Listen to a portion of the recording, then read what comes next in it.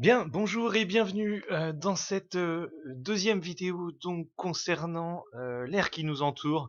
On va étudier rapidement donc ce grand 2, les états de la matière. Alors, ce qu'on a fait en travaux pratiques, vous vous souvenez, on a étudié une expérience où on a mis de l'eau à l'intérieur d'une seringue et on s'est aperçu bien qu'il n'était pas possible de comprimer ce liquide, hein. Par contre, on a observé que ça marchait très bien avec l'air. L'objectif aujourd'hui, bien, c'est de comprendre pourquoi, et principalement à l'échelle microscopique. Alors pour ça, il va falloir introduire une notion qu'on ne connaît pas jusqu'à présent, celle de volume propre.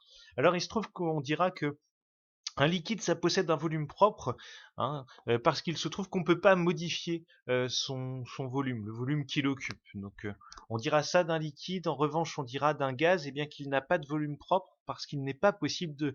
Alors, pardon, il n'a pas de volume propre parce qu'il est possible de réduire le volume qu'il occupe, ou d'ailleurs de l'augmenter, hein. Vous avez remarqué que ça fonctionnait dans les deux sens. Alors, pour essayer de comprendre un petit peu ça, vous pouvez éventuellement refaire ce petit schéma qui est ici. On représente donc les trois états de la matière, hein. Vous avez appris qu'il y avait trois états sous lesquels on trouve la matière. Bien, il y a donc effectivement l'état solide. Alors là, on a pris l'exemple de l'eau, mais on pourrait prendre bien sûr d'autres molécules. Donc à l'état solide, vous voyez, hein, que les molécules, elles sont très organisées, très ordonnées, et puis qu'elles sont collées les unes aux autres. On dira que l'état solide, c'est un état compact et ordonné de la matière. Vous remarquerez que pour ce qui est de l'état liquide ici, on a toujours quelque chose d'assez compact, hein. Les molécules sont collées les unes aux autres. En revanche, on peut remarquer que c'est pas du tout ordonné, et donc on dira que l'état liquide, c'est un état compact et désordonné. Et enfin, et pour terminer, quand on regarde des molécules d'eau à l'état gazeux, bien, il se trouve qu'elles sont ni collées ni ordonnées. Donc, on dira que l'état gazeux est un état dispersé et désordonné. Ça, c'est vraiment quelque chose à connaître dans ce chapitre.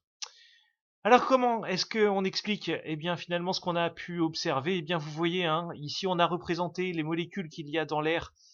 Donc ici elles sont plutôt dispersées, hein, ça veut dire qu'on peut les rapprocher les unes des autres et puis obtenir, hein, ceci. Et puis quand on regarde à l'état liquide, donc quand on a pris de l'eau, bien pourquoi est-ce qu'elle est incompressible? Bien simplement parce que toutes les molécules sont déjà collées les unes aux autres, hein. Donc on peut pas effectivement les rapprocher les unes des autres, et c'est pour ça que cette expérience ne fonctionnait pas. Vous pouvez faire un petit schéma rapide de ceci, hein, peut-être pas aussi détaillé, peut-être pas les mains, mais au moins les seringues, hein, avec les molécules qui sont à l'intérieur.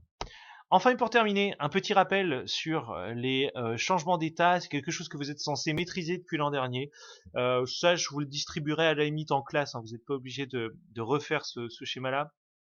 L'idée, c'est de connaître effectivement le nom des changements d'état et les températures auxquelles cela se produit. Donc entre l'état solide et l'état liquide, hein, c'est à 0 degré. Entre l'état liquide et l'état gazeux, c'est à 100 degrés. Vous connaissez les termes évaporation, liquéfaction, solidification et fusion. C'est vraiment quelque chose à retenir. N'oubliez pas de répondre aux trois questions qui sont juste en dessous, et bien sûr d'avoir bien noté tout ça dans la partie cours du classeur.